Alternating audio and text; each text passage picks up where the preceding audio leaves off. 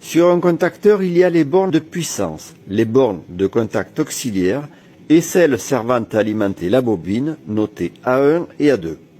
On peut avoir des bobines alimentées en différentes tensions alternatives, voire même continues.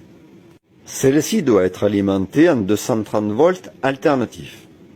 Elle est placée à l'intérieur d'un entrefer dont on voit la partie inférieure et la partie supérieure. Ces deux parties sont séparées par un ressort mais seront attirées et mis en contact lorsque la bobine sera alimentée.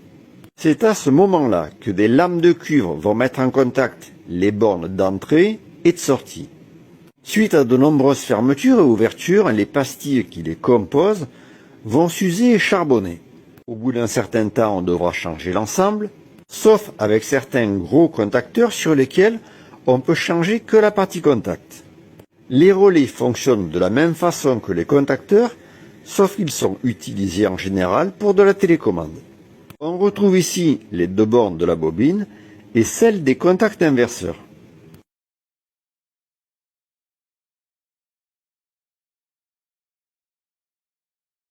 Sur un contacteur, il y a les bornes de puissance, les bornes de contact auxiliaire et celles servant à alimenter la bobine, notées A1 et A2. On peut avoir des bobines alimentées en différentes tensions alternatives, voire même continues.